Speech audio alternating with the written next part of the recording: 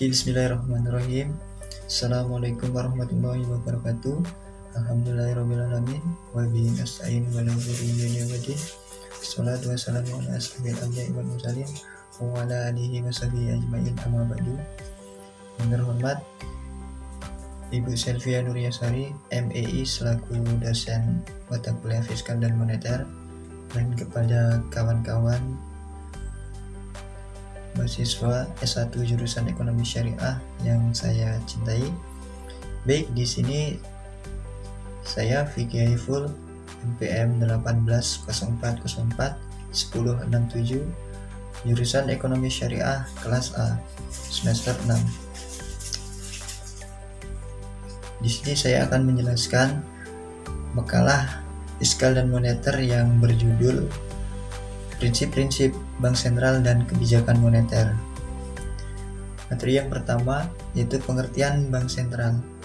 Apa sih Bank Sentral? Bank Sentral adalah bank yang didirikan berdasarkan Undang-Undang Nomor 13 Tahun 1968 yang memiliki tugas untuk mengatur peredaran uang, mengatur pengarahan dana-dana, mengatur perbankan, mengatur pengkreditan, menjaga stabilitas mata uang, mengajukan percetakan atau penambahan mata uang, dan lain sebagainya. Tugas Bank Sentral itu sendiri ada 3. Yang pertama, melaksanakan dan menetapkan kebijakan moneter. Kedua, mengatur dan menjaga kelancaran sistem pembayaran. Dan yang terakhir, mengatur dan mengawasi kerja perbankan. Kemudian, Bank Indonesia menurut Undang-Undang Republik Indonesia Nomor 3 Tahun 2004, Bank Indonesia adalah Bank Sentral Republik Indonesia dengan tujuan mencapai dan memelihara kestabilan nilai rupiah yang akan dicapai melalui pelaksanaan kebijakan moneter secara berkelanjutan, konsisten, transparan, dan harus mempertimbangkan kebijakan umum pemerintah di bidang perekonomian. Hal yang dimaksud dengan kestabilan nilai rupiah antara lain adalah kestabilan terhadap harga-harga barang dan jasa yang tercermin pada inflasi. Untuk mencapai tujuan tersebut, sejak tahun 2005, Bank Indonesia menerapkan kerangka kebijakan moneter dengan inflasi sebagai sasaran utama kebijakan moneter, atau dikenal dengan Inflation Targeting Framework, dengan menganut sistem nilai tukar yang mengambang atau dikenal dengan free floating. Peran kestabilan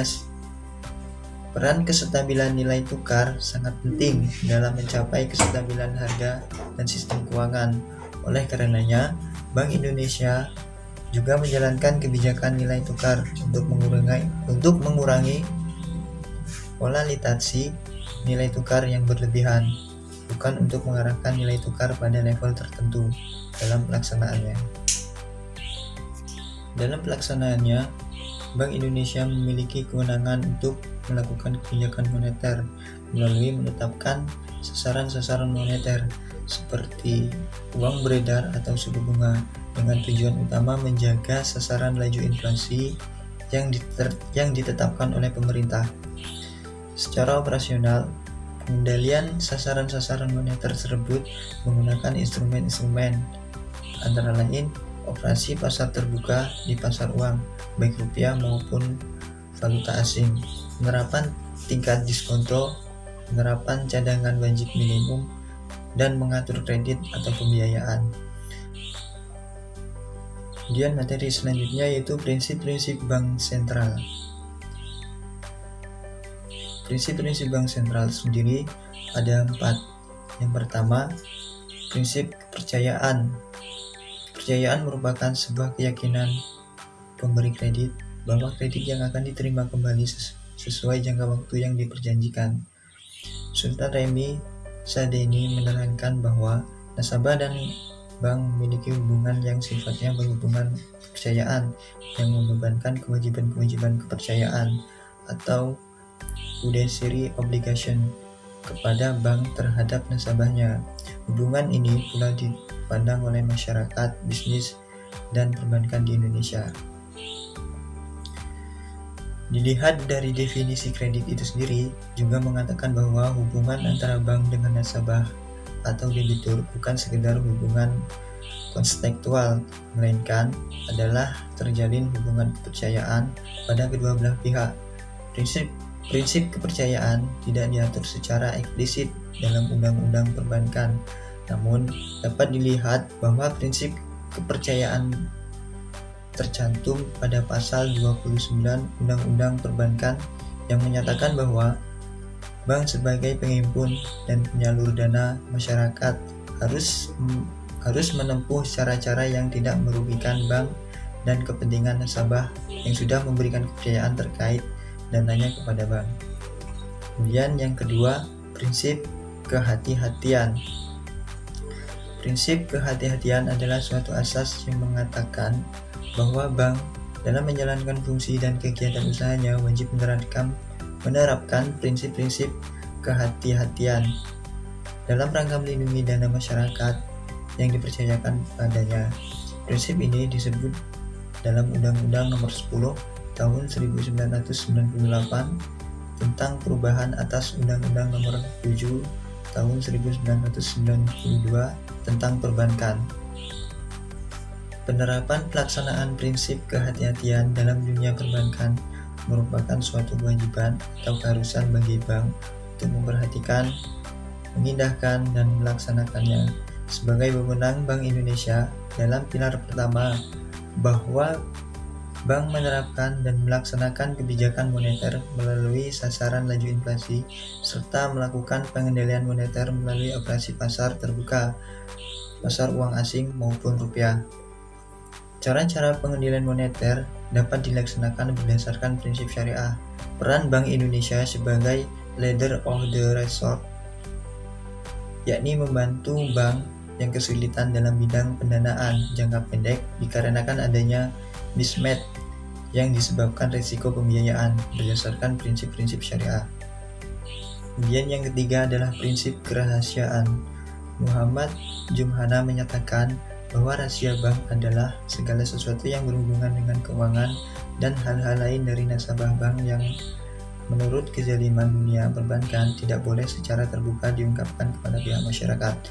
Dalam hubungan ini, yang menurut kezaliman wajib dirahasiakan oleh bank adalah seluruh data dan informasi mengenai segala sesuatu yang berhubungan dengan keuangan dan hal-hal lain dari orang dan beban dan yang diketahui oleh bank karena kegiatan usaha.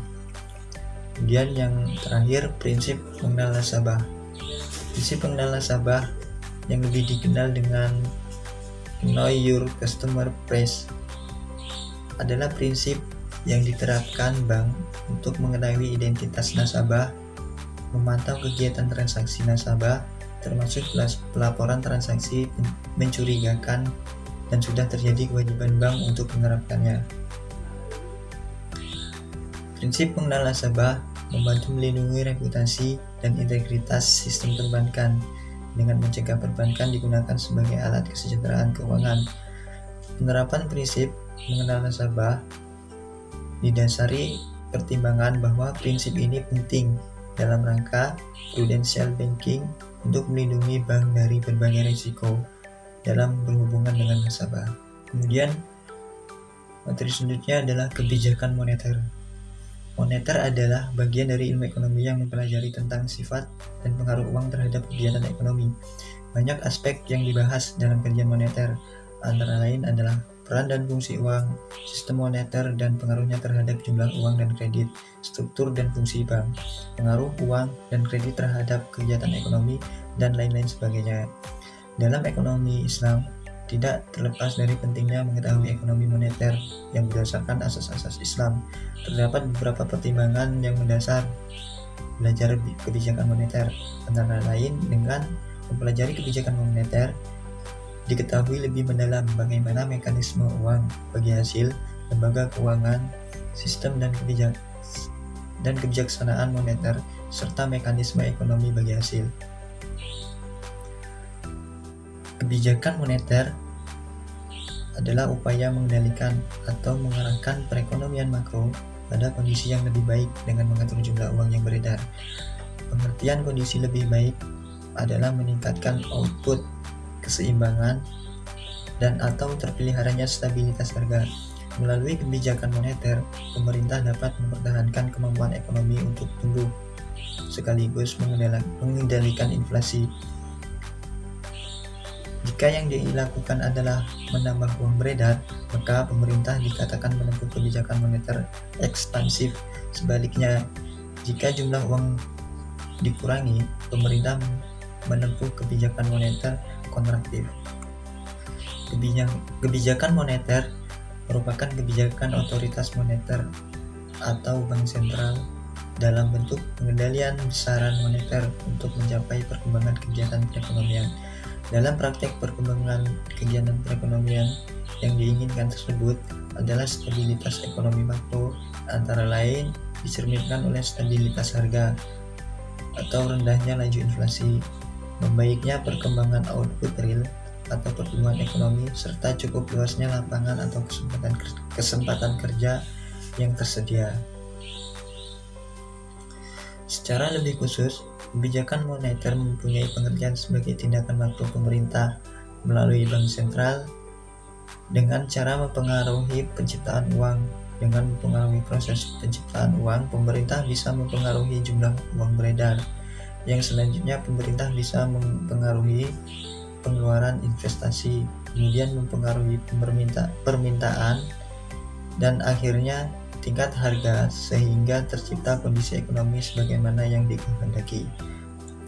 Kemudian materi selanjutnya adalah prinsip dasar kebijakan moneter. Dalam aspek teknik, kebijakan moneter Islam harus bebas dari unsur riba dan bunga bank. Dalam Islam, riba yang termasuk di dalamnya bunga diharamkan secara tegas. Dengan adanya pengharaman ini, maka bunga bank yang dalam ekonomi kapitalis menjadi instrumen utama manajemen moneter menjadi tidak berlaku lagi. Manajemen moneter dalam Islam didasarkan pada prinsip bagi hasil. Kemudian prinsip-prinsip kebijakan moneter dalam Islam berpijak pada prinsip dasar ekonomi Islam sebagai berikut. Yang pertama, kekuasaan tertinggi adalah milik Allah. Allah pemilik yang absolut. Kemudian nomor dua, manusia merupakan pemimpin atau khalifah di bumi, tetapi bukan pemilik yang sebenarnya. Dan nomor tiga, semua yang dimiliki dan didapatkan oleh manusia adalah karena seizin Allah, dan oleh karena itu saudara-saudara yang kurang beruntung memiliki hak atas sebagai kekayaan yang dimiliki saudaranya yang lebih beruntung. Kemudian nomor empat, kekayaan tidak boleh ditumpuk terus atau ditimbun. Kemudian yang nomor 5, kekayaan harus diputar. Dan yang berenam, menghilangnya jurang perbedaan antara individu dalam perekonomian dapat menghapus konflik antar golongan. Dan yang terakhir, menetapkan kewajiban yang sifatnya wajib dan sukarela bagi semua individu, termasuk bagi anggota masyarakat yang miskin. Kemudian prinsip-prinsip lain yang ada dalam kebijakan moneter secara sehat antara lain, yang pertama, mempunyai satu tujuan akhir yang diutamakan atau dikenal dengan overriding objective, yaitu sasaran inflasi sebagai kontribusi pokok kebijakan moneter dalam meningkatkan kesejahteraan masyarakat. Untuk itu, sasaran inflasi ditetapkan dengan mempertimbangkan pengaruhnya atau trade-off dengan pertumbuhan ekonomi.